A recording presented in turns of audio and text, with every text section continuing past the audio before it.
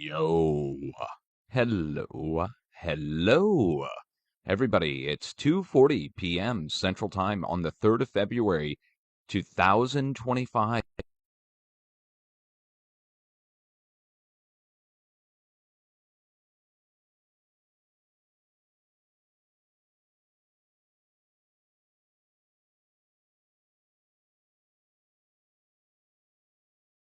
If it's Monday, pay attention. Just as I was getting on here, you didn't hear it ding because the thing was muted, but we're dinging off here. Look at this. Look what's going on here in Greece next to Santorini volcano.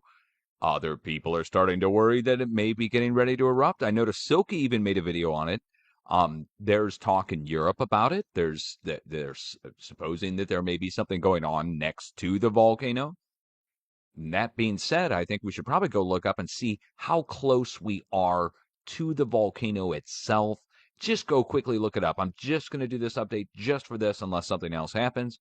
I'm going to get Google Earth open and we'll go check it out and see what's going on. Again, this is interesting to me because we went from Ethiopia up to Greece. And I'm going to show you how they're connected because there is a connection between Ethiopia and Greece. Let's see. Let's get a USGS reported earthquake open here. Let's get the screen capture turned on. And we're going to jump over and we're going to go look at the USGS plate boundary map first to show you how they're connected. So last week we were down here, we were in Ethiopia and branching off of the plate boundary going south. There's a whole bunch of volcanoes here that go and focus in on Ethiopia. And we have an earthquake down there right now in the past 48 hours, 4.6, right next to Dauphin volcano. And I will show you where this 4.6 is first before we go into Greece. This is how they're tied together. So we go down here. There we go. There's Dauphin volcano and a bunch of other stuff going on here. Unnamed volcanoes and lava flows. And there we go. So our big seismic event going for about 100 miles, a 100-mile stretch with Dauphin at the center. As far north as Hertali and as far south as Fentali. And in the center, they had all that release take place, which was actual blowing out of the ground fumarolic activity, but bigger than geysers. So actual chunks of earth were being tossed out. The mountains started steaming around the area, and the earthquakes were going nonstop like this.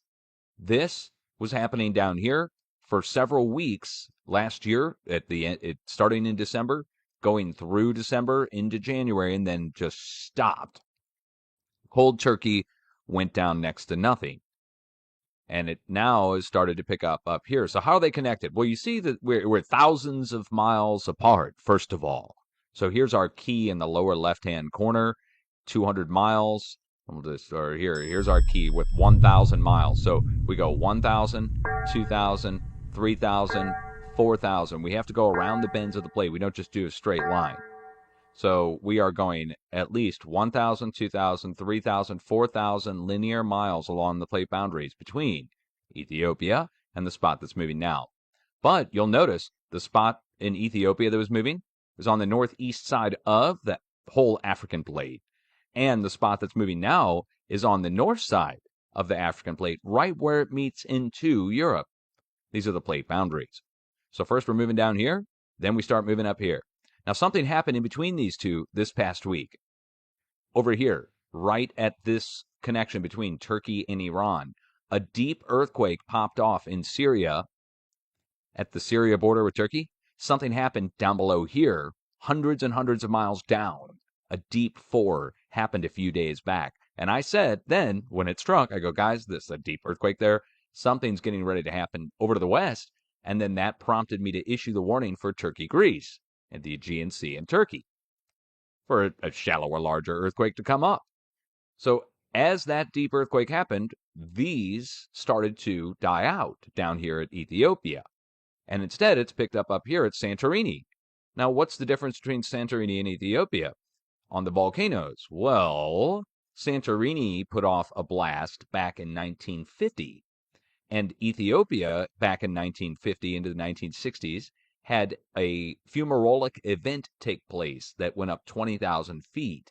It wasn't a blast in Ethiopia, but it was a fumarolic event. All right. So it looks like they might be tied together in some way, where within the same decade, you're getting activity at volcanoes that don't normally go for hundreds, if not thousands of years. Now, this volcano up in Greece has a history back in the 1600s. So what, like 400 years ago? It had a huge blast. Huge. Like VEI 4 or something, which is big. Now, you go back even further, you go back thousands of years. Again, this is in recorded history, though. In recorded history, thousands of years ago, like 1500 years before Christ, 1500 BC, there was a VEI 7 blast from Santorini. So it's worth looking up. That being said, let's go put the coordinates in and see how close to the volcano we're going. This is going to be the most recent earthquake from the USGS that we're putting in here. And I just want to see how close we're getting. Again, we were around Dauphin. Now we're going up to Greece. Greece. There we go. There's Santorini. And you see where it blew out, right? You can see it's blown out before. Obviously, huge blast that blew out the center of the island. And now the new rising dome with its lava flows that have happened over the years, over the hundreds of years this thing's had, several other effusive flows. So effusive flows are lava flows. We don't really worry about them too much. They're impressive looking. You might see an effusive flow at Mount Etna, for instance. Mount Etna will put off large lava flows and effusive, like glowing rock that shoots out. Okay. But it doesn't do much more than that. Every once in a while, you get a 20 or 30 or maybe even a 50,000 foot high blast. But that's not that big in comparison to what it could do. Okay.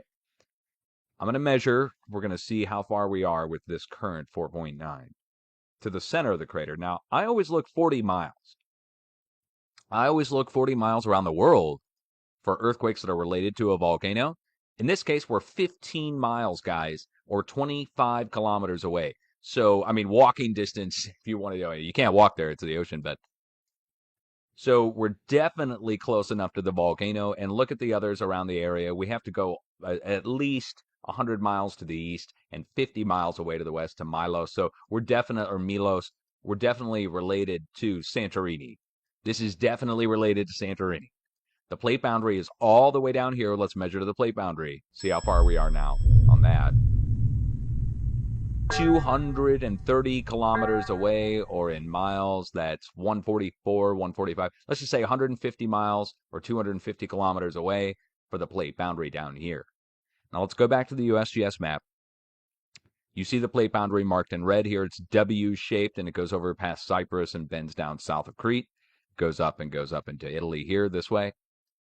So if I see activity down here at this volcano, and then it stops, and all of a sudden another volcano up on the north side of the same plate starts to move, it's 4,000 miles linear, or 2,500 miles straight as the crow flies from point to point. It says to me that the area on the edge of Africa is under serious stress due to the Indo-Australian plate shifting previously. So Indo-Australia, India and Australia started to move first, and we saw all the activity around it first. Then, next to it, we started to see the seismic spread take place. And now we're seeing volcanic, accompanied along the plate boundaries as this is all shifting on the west side, west and northwest side of Indo-Australian plate. Now, you got to remember there were some big earthquakes that struck up here on the north side, north of India, just a couple of weeks back. Same with over in Iran. It's all been fives. It's been a whole boatload of fives going across the plate boundaries. And that's actually, I thought, seismically low when you could get huge earthquake activity. And it's been a bunch of fours and fives, with the biggest of the bunch being right here north of Nepal. That was that 6 point whatever that hit there. We could call it a 7, basically hit there. And that was a few weeks back. So now we're moving over to the west. Oh, and by the way, that 7 was accompanied at the same time that this started moving over to Ethiopia. So now we're one plate over, basically. Let's go back to this. There we go. We're one plate over this way. It's got to be connected. If we had the big break here, then we had a bunch of earthquakes in between. Then Ethiopia broke and some kind of volcanic activity took place. And now we're starting to go there. Keep in mind, all the way out here at Iceland, we also have a bunch of volcanic activity taking place in between the two plates this way out to the west-northwest of Europe. It all ties together. It all ties together. I guarantee it. It ties together now. I mean, the chances of having this happen back to back like this on the same plate boundary system with a deep earthquake happening right here just this week, letting us know something was going on down below, shifting. That's what I said at the start of the week. I said something's shifting down below. It looks like it's shifting to the north. Now all of a sudden Santorini breaks. So is it going to erupt? I don't forecast any eruptions, guys. I look at the seismic. What the seismic says is that there's breaking taking place at the magma chamber going. Let's look at the depths on these. We got to find one that has. They're auto calculating the depths on these. Okay, hold on. We need to find one that actually has a calibrated depth on this, or a calculated depth, I mean. So if you see 10 km, that's just them auto assigning the depth, and they're not even bothering calculating the depth. But we need to know the depth so we can see if it's at the magma chamber or if it's below it or above it. 10 km. There we go. 41 kilometers. 10 kilometers. 10 kilometers. 10 kilometers. We're tossing out all the 10 km because they're just being lazy, not calculating depth on these. 38 kilometers. So 38, 41 are the numbers so far that I would pay attention to. Hold on. It matters. We got to go look up the depth of the magma chamber at Santorini next. And so help me God, if it matches up, if it's 40 kilometers down or so, then that's what it is. There's one at 15. Here's one at 15 kilometer depth. That's much more shallow. 6 km. Okay, that's up towards the surface. Okay. 10, 10, 10, 10, 10, 10, 10, 10, 10, 10, 10, 10, 10, 10, 10.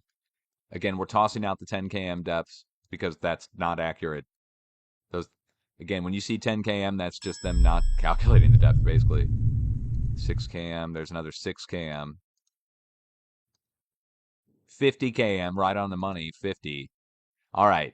So we have a predominance of 40s, somewhere in the 40 range, kilometer depth, one at 50, one or two at 6, and then one at 15. So there's something at 40 to 50 kilometers down, something at 15, and something up at 6. Something's coming up towards the surface. Now, let's go find out how deep the magma chamber is at Santorini. What is the depth of the magma chamber of Santorini volcano in Greece? Did I spell that right?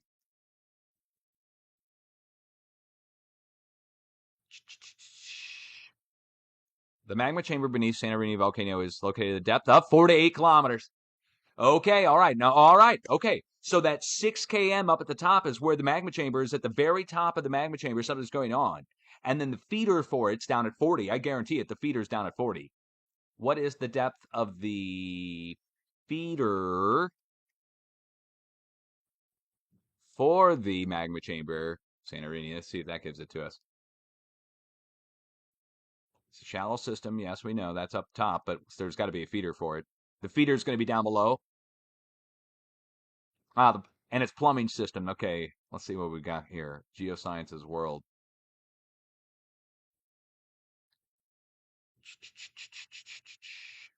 Four to eight, right there in the middle of the magma chamber. Something's going on. But we need to. Man, can we get anything on the feeder system for this? I guarantee it's down that far. The greater feeder that comes up and feeds the magma chamber. There's like, think of like down below Yellowstone. It's down at 20 and 30 kilometers down. 50 kilometers down, 60 kilometers down. There's big, huge feeders that push and allow for that magma to come up into the plate that far, up to the surface, and feed those magma chambers then. So what that says to me is something's going on down in the feeder. Something's going on up in the very top or towards the middle top of the magma chamber itself. And if we get any further, right, look, eruptive history of Santorini volcano controlled by blah, blah, blah. And then it says, we model the shallow magma chamber at 4 kilometer depth as a 6 kilometer wide horizontal dimension. So 6 km wide, 4 km deep. Or if these earthquakes are down at 6 km and it's a perfect fit for the magma chamber. If they come up any shallower than that, like you start seeing them at 4, 3, 2, and closer to the surface, that means that magma is punching up to the surface. So right now, it looks like something's going on in the feeder up into the magma chamber. Think of it like this. Something's going on down below it, down at 50 km. It's coming up into the magma chamber, and it's going up into the middle of the magma chamber at 6 km. Some kind of wave is coming up into there. A pressure, if you want to think of it like that. So a pressure is coming in. It's going up right into the middle of the magma chamber now, and that's all the earthquakes. So what I would think would happen next is if more pressure comes in, you'll see more deep earthquakes down at 40, 50 kilometers. Then you'll see a bunch of activity up even shallower, more shallow, 5 km, 4 km. And if you get above 4, we start getting into fracturing, actual breaking that's going to be starting to happen as the magma chamber gets punched up. And then you'll get surface. Then, within this week, you'll start hearing about, if this carries on, this week we'll start hearing about inflation happening around Santorini, and there'll be surface fishery fracturing at the surface, like breaking that happens. If it gets to the top of the magma chamber and the magma chamber starts to compress up, I'm not a volcanism expert, but we've seen this at a bunch of other volcanoes, including in Italy right next to it, at Campi Flegrei.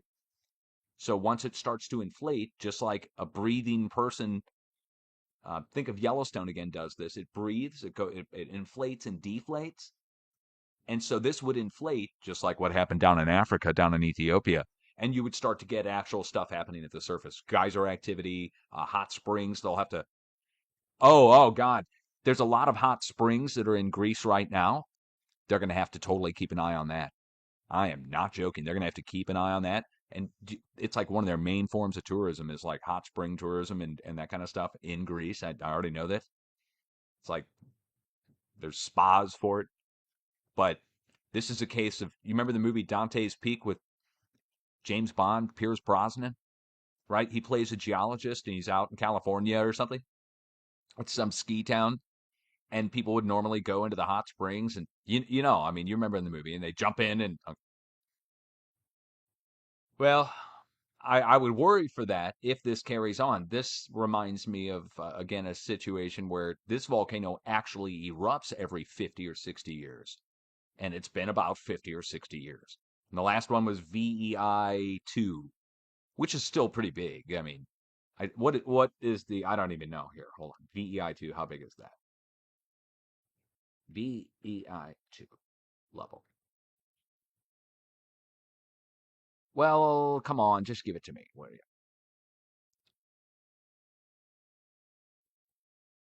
Okay, so VEI 2, I mean, it's on the scale of things, it goes up to 7, but this thing has done 7s before a few thousand years ago. In recorded history, it's done it, but right, so I mean, you're looking at a plume. A VEI 2 is like a 5 to 10 kilometer high, 10,000 foot high blast kind of thing, guys. That's not that big in comparison to how big they could get.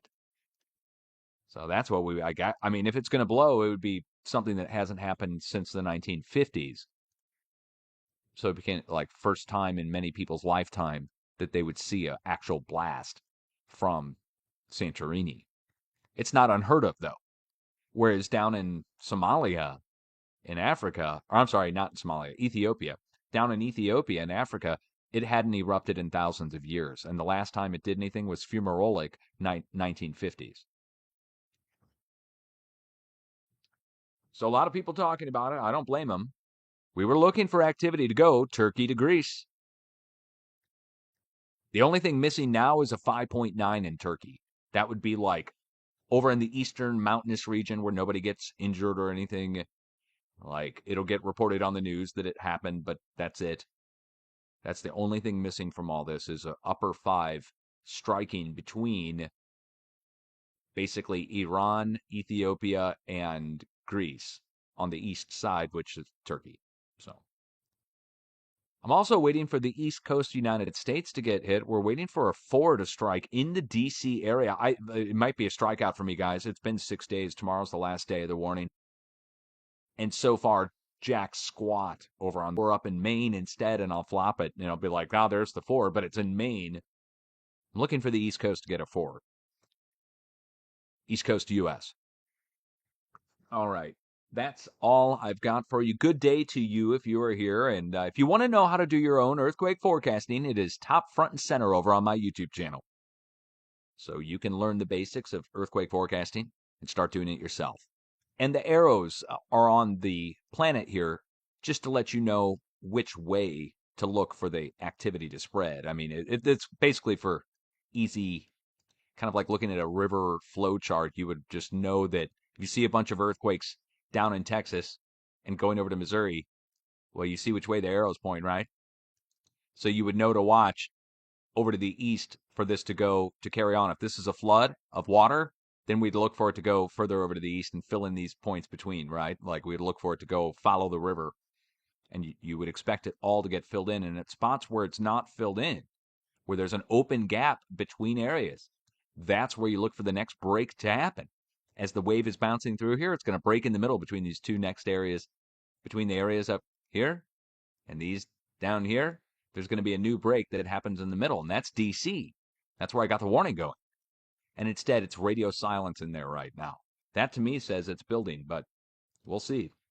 It bookends in Missouri and up in Maine, and then the middle point in between them is under stress, basically, is what I think of it like that. Like a two-arm scale balancing where DC is balancing in the middle. Of all the places. Right?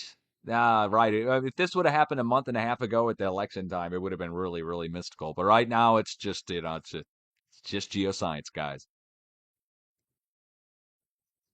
Yes. Yes, yes, yes. Yeah, it's on my channel. It's over on my channel. If you want to go check that YouTube channel, there's the earthquake forecasting video if you want to share it with friends, family, loved ones. So, yeah, you if you're new here and you didn't know, there's a method. It's not secret. Put it out there for everybody to test and repeat.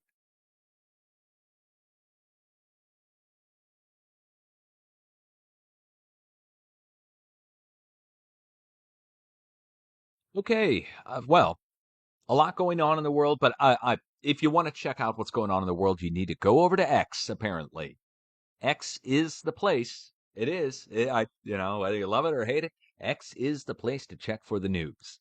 Aside from the mainstream media sites, I guess you still check those. Facebook, I don't know who goes to Facebook anymore to go check for news. I don't because it's just hard to search. I mean, you have to know somebody and know which page to search, then you find news on those pages, I guess. But yeah, so there's not really many places to aggregate your news. If you want to see what's going on, you're going to be on X. Or you're going to wait for somebody else to tell you what's going on, right?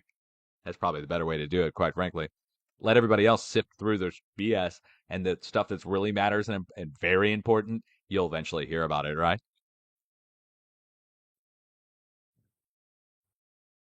Okay, well, hey, I got good news. You heard all the hoopla about the Mexico tariffs? Well, Mexico has agreed to do such and such, and we've agreed to do such and such, and next thing you know, everybody's all good again, and it's all good for a month, right? You see how it goes. Point is never get caught too much up in politics and the other shit that you hear on the news and everything, because it turns out everybody over exaggerates. Apparently, I would have never guessed. Working online, I would have never guessed that everybody over exaggerates things. Not everybody. I don't. Knock on wood. Point is that the whole world's messed up, and that well, who would have guessed? Hey, here's one. You should have an earthquake plan so you can survive through an earthquake and know what to do after an earthquake. And then all the other stuff comes secondary after that, because it's kind of like having a flood plan. If you live in a floodplain and you live alongside of a river, I guarantee you've thought about it at some point about what you do if a flood hit, right? The same thing goes for earthquakes. And now that we know it's going from one point to the other, I did my part to help humanity. I'm serious. Like, I put my part in, man. I risked my freaking life fighting the New World Order and government to put out information that should have just been accepted when I found it. Instead, they threatened my life, came after me, and freaking tried to shut it down. I did my part, guys. Think of me like Frodo trying to take the ring to Mount Doom. All right? I did it, man. I got it there. And yeah, it was a lethal mission. There's no recovery. I'm not going to recover from this shit. I'm freaking screwed for life. For real. I'm never going to make any money. Everybody hates me in the world. And I did my part to try to help humanity and put out an earthquake forecasting method. How dare I? And it works. The earthquake forecasting method works. You can get it down to a 7-day time period, down within the magnitude, down to about a 200-mile stretch. It's a good way to start. It's a good way to start on something everybody said was fucking chance. Pardon my language. Sorry, kids. Look, man, I got beat up by the jocks too many times. For real. Turns out nobody loves me. Play Portishead. Let's go play some Portishead because nobody loves me.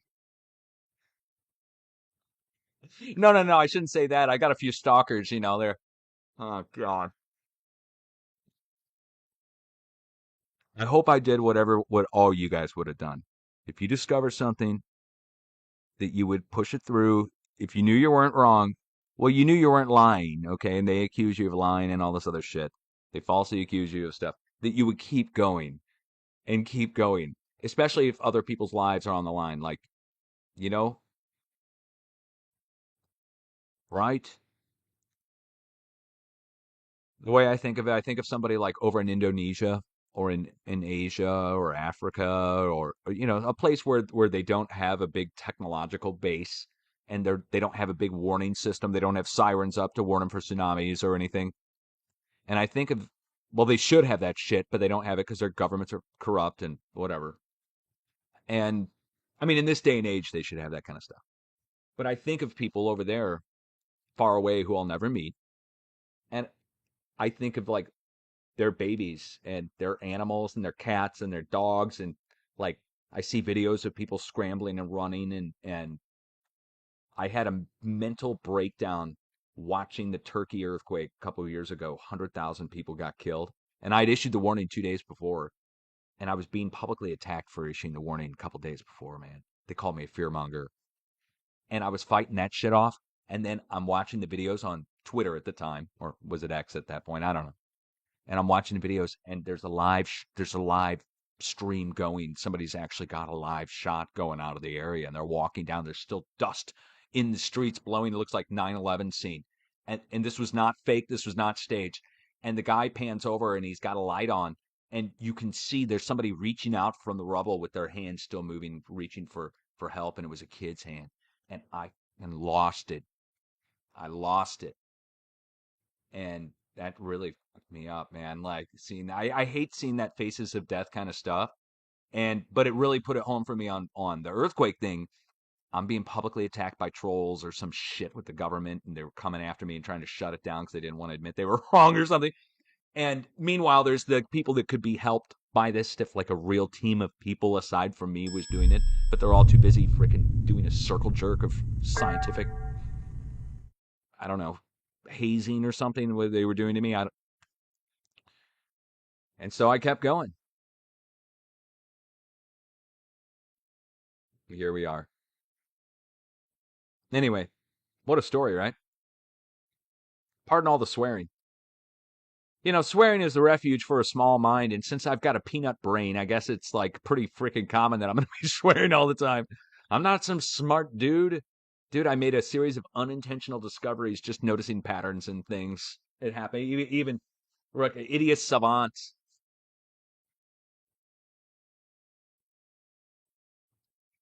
And I didn't try to cash in on it. I should have. Damn it. I'm kidding. I'm kidding. But I should have. I should have written a book or something at this point. I'll write a coloring book. My wife came up with this idea. She goes, it is, because I don't want to. It to me, it's wrong to cash in on earthquakes. Like, not that you should work for free or anything on it. This isn't some communist society or something, but that it's wrong to try and like capitalize. I shouldn't patent it and try and like sell it to companies or something. That's wrong, right? And I think it's also wrong to write a book on it up front to sell it because, like, it's a scientific method that I discovered that needs refining. You would publish it in some way. And since white papers, there are no white papers that would publish my work, I had to put it out online. But that being said, you know, I My wife came up with the coloring book idea for the arrows on the globe. I said even my trolls would probably get a kick out of that. I go, what a way to trivialize it, though, right? Like, I can't bring myself to do it. So that would help kids understand which way it flows, I suppose. But what do you expect? Like 2-year-olds to be coloring in arrows on a globe? Yeah, we'll have to go back to the drawing board on the merch. I could sell a globe. Just the kind that sits in the library on a library desk. Like a spinning globe that you would see in some. And I could just put the arrows on globes, sell those if I want to make money. That's not a bad idea, actually. It'd be kind of cool. I think I'm just gonna make one for myself. I've got one over here. I've got one I got at like a garage sale, an actual physical globe that you see in a classroom. I could just literally print out arrows and I could just draw the arrows on there.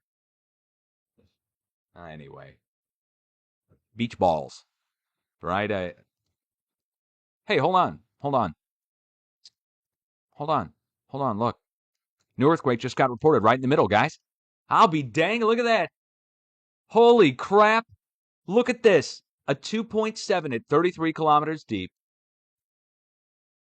Wow. Wow. Look at this. Let's go look it up, shall we? Shall we, class? Come along with me on a voyage of discovery. We're taking a voyage on the Flying Dutchman. The Flying Dutchman is a ship that's forever doomed to sail the high seas of the internet, glowing green off in the distance. And if you try to catch up with me, you're going to hit the rocky shores, because guess what? It's Ghost Ship, guys. It's Oak Hill. Oh, no. Hold on. Oh, Oak Hill, Ohio. Okay. Oh, I was thinking Oak Ridge. Okay, let's go and see what's going on here. 2.7. Voyage of discovery on the Flying Dutchman, guys. Oh.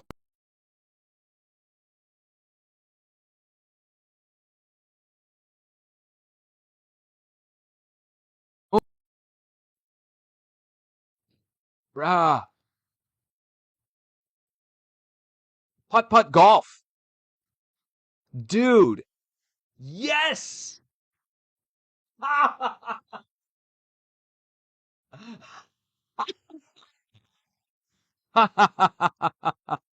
A putt golf course, guys.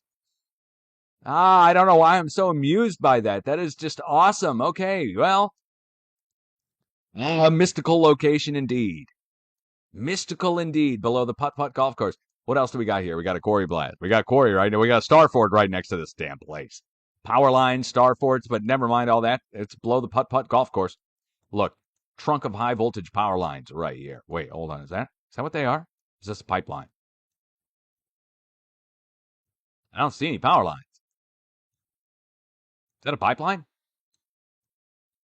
Hold on. That's a pipeline. Oh, shit. All right. Well, damn. All right. Stepping it deep every time, It's like you don't want to, but, well, you do, You would think power lines, all right? You see this? See the clear cuts? But you see there are no power lines, right? And it goes on and it makes a few twists and turns, but the twists and turns it's making are going to be sufficient for a pipeline. Wow. I wonder what they're piping through there. Obviously oil, but what? Where's it coming from?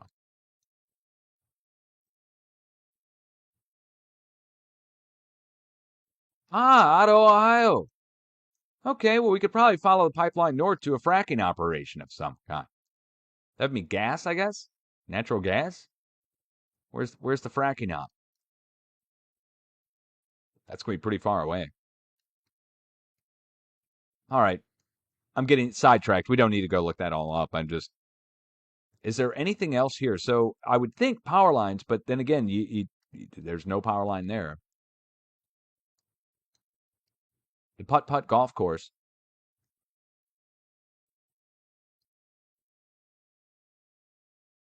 Giant graveyard. What's this graveyard? Giant graveyard. Below the graveyard? Uh-oh. Is this the message? What is this place? Uh-oh. Do-do-do-do-do-do-do.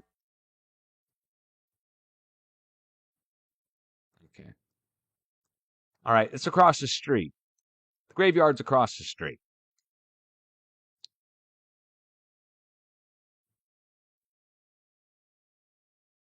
Good times. Good times. Good times. 2.7 struck. Now, the point of this is that the 2.7 is struck in the middle, in between the two sets of earthquakes that we were just talking about, no more than a few hours, not even an hour ago. A few hours, not even an hour ago, discussing this when I first got on. So now here we are, and it's been filled in with a new quake. That's pretty cool to see real time here in front of our eyes. Also, looks like between Russia and Alaska, right here in the hidden island. The hidden island between Russia and Alaska. This has like been a point of contention for everyone. This is the flat earthers just Diomede, Alaska is what this place is called. Diomede. Isn't that kind of a...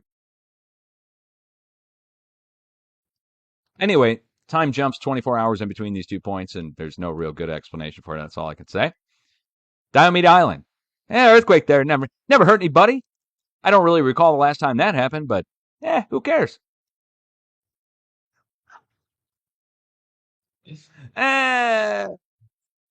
got to know. See, this is how I know God, quote unquote, had a plan for me, because I had to learn all this weird mystical shit first before I got into earthquakes. So I was into synchromysticism and learning all about the weird stuff. And then I found out about Tartaria and the hidden empire and pre-diluvian, and all that other stuff. And next thing you know, we've got ourselves a real... Man, you just couldn't make this stuff up. It's like some kind of crazy story, but it's better than the crazy story because it's real. Oh, I mean, it depends on what real is, right? I mean, Morpheus told us what real is. It's nothing more than a series of signals of electricity to your brain. It's what is real, right? Good to see you here. There's your little update. Much love to all of you. I know, right? Like I've already said, I was done. Well, you just got another little mini update on top of the update. Call that icing on top, or sprinkles on top of the icing. Speaking of which, I think it's time for me to go eat something. Much love, guys. 3:19 p.m. Central Time on the 3rd of February, 2025. It's the future. It's 2025. Come on. Like, my whole life, when I thought of the future, I thought of like numbers like 2025 and 2030 and, that kind of stuff. Well, it's now officially the future. Where's our flying cars? Can we get done with the the aggressiveness and start making some cool stuff? Where's our futuristic shit? God.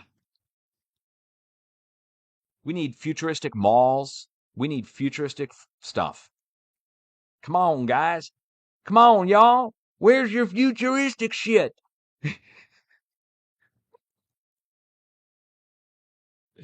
All right. Much love to you. Get on it, will you? Get her done. Will you get that done, please? Thank you. I'll be back.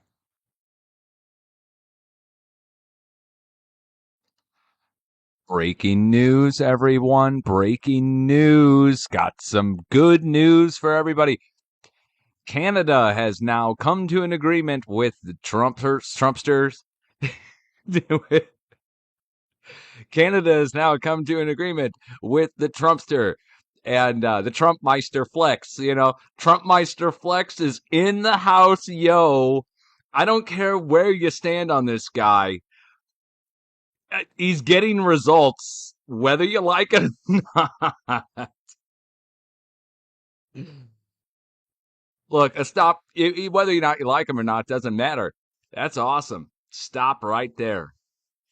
Okay. So everything's back to normal. We're all good for another 30 days. Yes. So same day, Mexico comes to an agreement, Canada comes to an agreement. And Trump's like, "Yep, all good."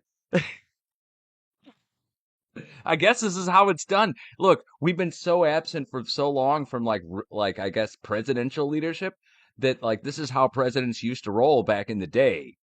Like they would Teddy Roosevelt, right? I'm not saying Trump is as good as Teddy Roosevelt. He's probably better. But no, seriously, like, wow. So, all right, my Canadian viewers, guys, everything, get your Molsons. Ha! Oh, yeah, we'll get our Canadian cheese, our Canadian bacon again. Man, I'll tell you. All right. Just thought you guys would want to know.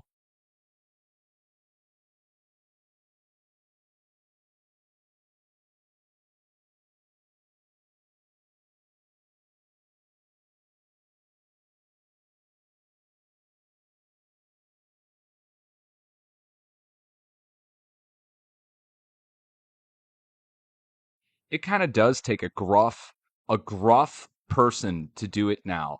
Like the old days of like the smooth talking politician, like I guess Obama was like the last of that, right? Like because the rest of the world is just such a crazy place that like the,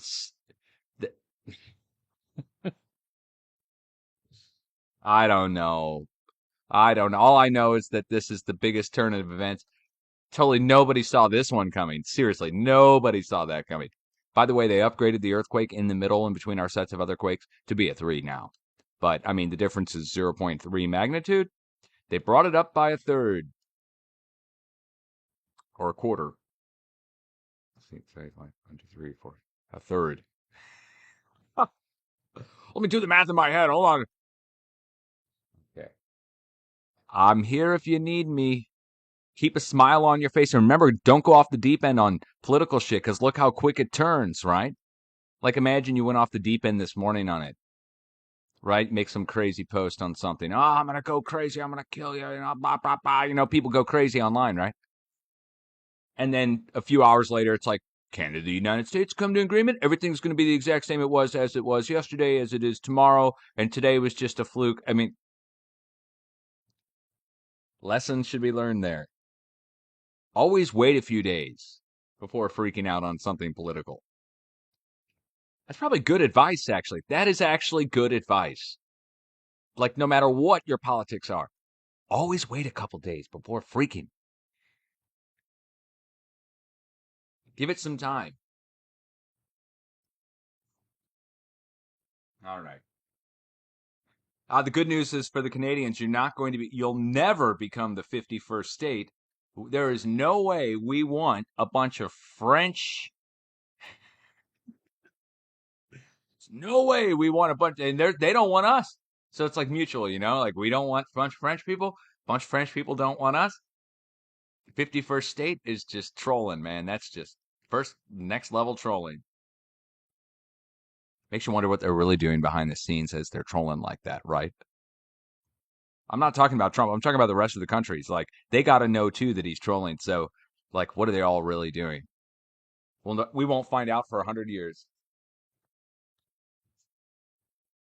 I'm tuning out as of now. I'm sticking to earthquakes as everybody told me to.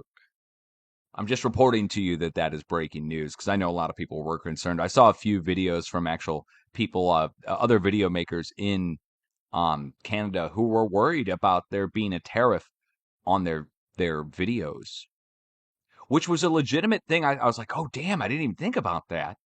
Like, if all Canadian goods coming out of there going into other countries are taxed, are they going to get taxed more or something if their video comes in?